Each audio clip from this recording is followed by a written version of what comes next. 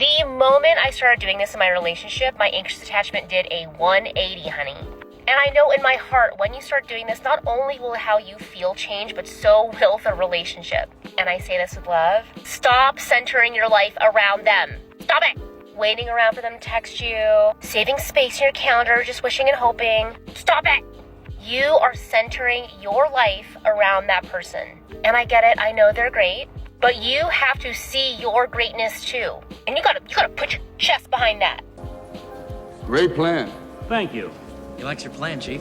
You know, normally I would be inclined to agree with you, but there's just one tiny little problem there, sister, and it has to do with the men that you chase. Now, because this is TikTok relationship advice, it's a fairly safe bet that the majority of men simply don't apply here, especially if we're talking about members of the illustrious bottom 95% club. There is no chance in HE double hockey sticks that any modern woman would be centering her life around a guy like that. She wouldn't be waiting for him to text her, praying to the shimmering essence of the infinite flower jar of the intergalactic space god Blomayarn, all hail that he will somehow magically have some free time to spend with her all of a sudden. In that capacity, if he's a 95%er, those are the types of things that would be considered part of the dreaded bare minimum. So that means you're referring to the top 5% of men, and I hate to break it to you, sister, but those men aren't going to care whether or not you prioritize them. It's not going to make them want you more. It really doesn't work that way for a man like James Tyronius Kirk. He can't hear you over the sound of how awesome he is. And I know that seems scary. The moment I pushed the gas pedal on this for myself, it went from him being distant to he was trying to get on my calendar. Because when you make them the center of your life, you are no longer the main character. They become the main character. And this is what the essence of main character energy means. You are the focus. The camera zooms in on you. So stop putting your focus on them, live your life, and they will be drawn to you. Oh wait, you're serious? You know, you've got to appreciate the irony of how a modern woman will talk about how women need to be main characters while she's literally talking into a camera. Because that's the problem, woman. All we have are main characters. Modern women are convinced they are the most important creature to ever walk the planet. They think that every single minor accomplishment is somehow a reflection of their so-called greatness. We hear it all the freaking time. It's come to the point where these broads think that paying their electric bill is somehow worthy of a medal. We have too many main characters running around and acting like they're in a romantic comedy without any plot. Now, I have my doubts that this strategy actually worked for this broad, but that's because I trust a modern woman about as much as I trust a two-legged bear trap salesman. They rarely know their product from personal experience. Now, is that a little extreme? I don't know, probably. At least with the bear trap salesman, I could give him some credit for not getting his foot stuck in his own bear trap. I don't know. Maybe I have been a little too harsh on my friendly neighborhood bear trap salesman. Just so long as he's not selling to the feminists and making the bear's life a living hell, then he's probably doing humanity a great service. All hail!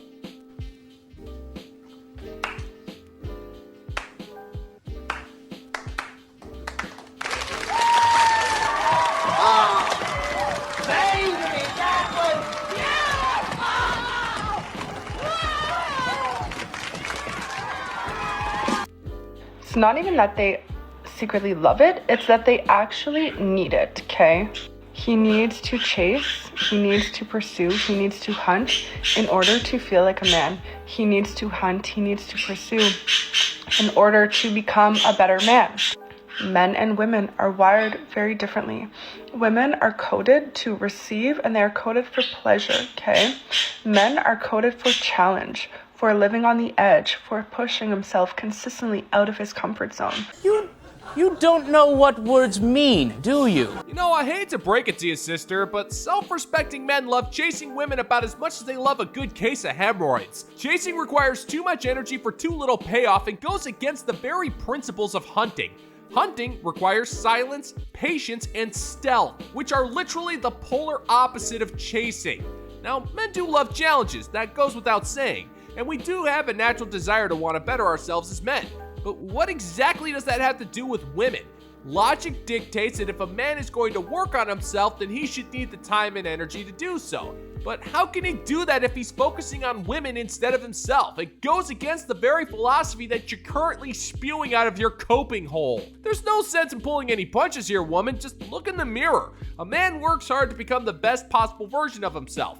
He's overcome insurmountable odds, faced his demons, and has grown as a man. So why should he even entertain the idea of even talking to a woman who thought that getting a vertical ellipses tattooed on her face was somehow a smart decision in any capacity? This is why you see men become these like castrated house cats when they have these controlling women that are in their masculine. The man just becomes this lazy nothing. He becomes nothing that he was, and he never hits his potential. He needs to pursue something. Now, this doesn't mean that he needs to be constantly pursuing women. No. He needs to be constantly pursuing you. That is without a doubt the dumbest thing I've ever heard.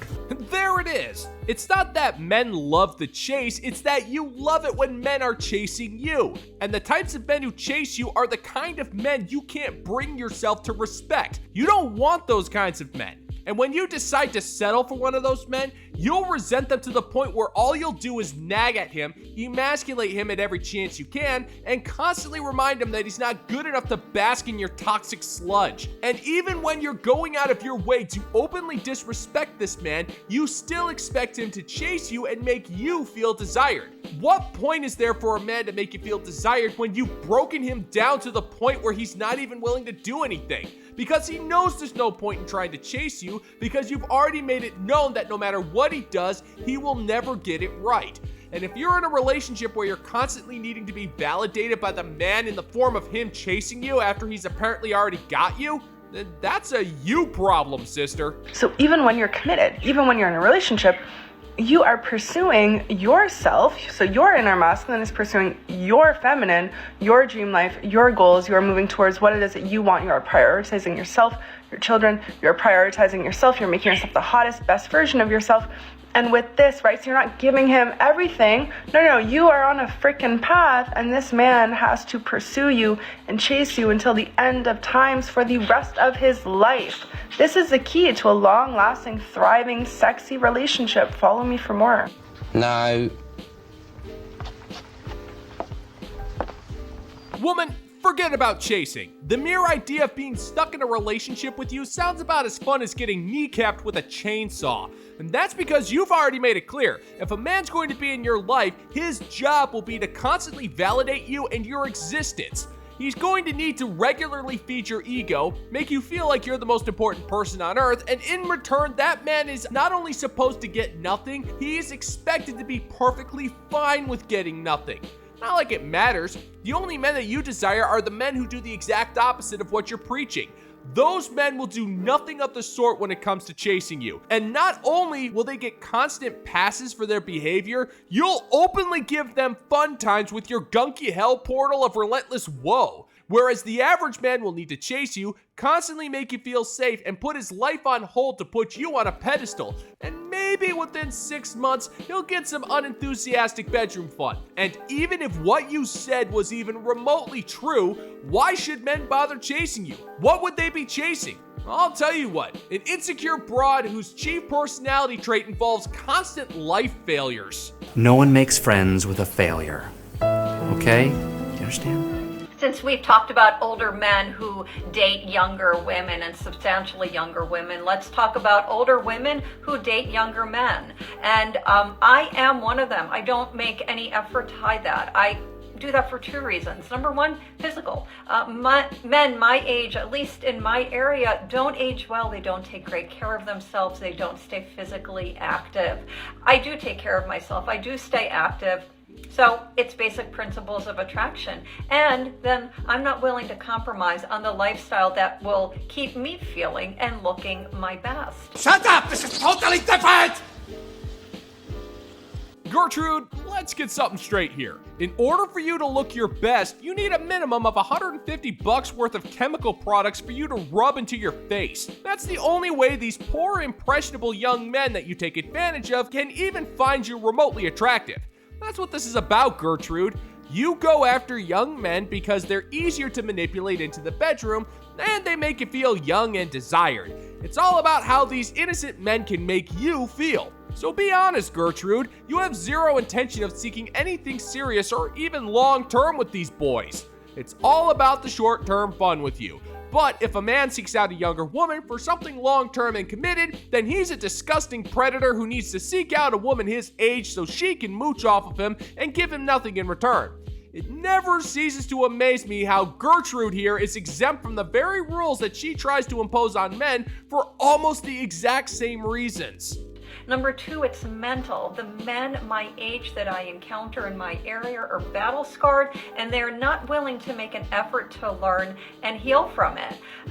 They don't have a sense of humor. They don't have a zest for life and intellectual curiosity. They're a drag. That's racist! No, Gertrude, it's not that the men aren't willing to work on themselves, it's that older men aren't willing to waste their time on you. They see through your crap, Gertrude, and they know that you're damaged goods. They know that you have all sorts of baggage that you're just waiting to dump on the arms of someone who doesn't want it.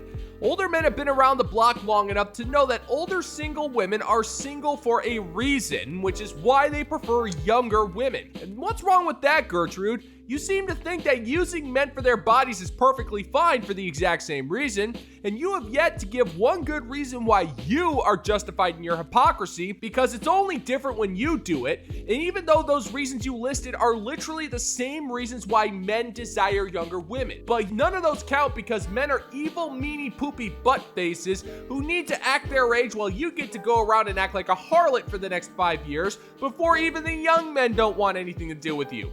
You'll then go and make videos about how young men are vain, meanie, poopy butt faces because they don't want to pork old hags.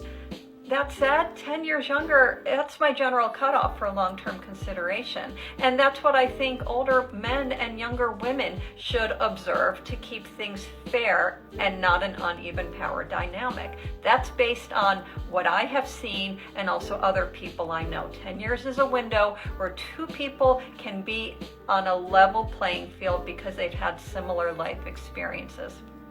Younger than that, it's possible that they haven't, and that's not fair. It's an uneven power dynamic, and quite frankly, for me, it's just not interesting.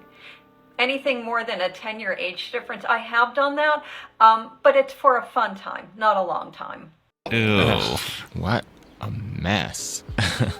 Ew, ew, ew. All right, Gertrude, let's be real for just a second, shall we? The men who are willing to meet with you are only looking for fun times. There aren't many young men out there who actually see a future with you, and that's because you're a TikTok dating expert. You regularly post rampant misandry for the entire planet to witness. And I hate to break it to you, sister, but when you post that kind of garbage, men tend to get a little insulted that you disregard their feelings and emotions in your stunning and brave attempt to always be the victim.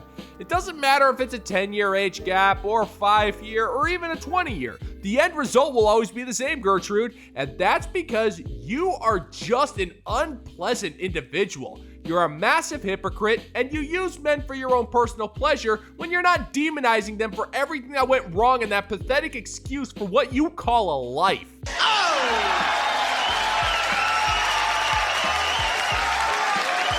And that's gonna do it for today's video, gentlemen and gents. And as always, if you find that my particular brand of comedy is bringing you to the brink of laughter, then why don't you scroll on down and click that like and subscribe button. Ring the notification bell, maybe leave a couple of comments, and be sure to share this video so we can give the good old-fashioned middle finger to the YouTube algorithm. Thank you so much for checking out the new video, and until next time, peace out, homies.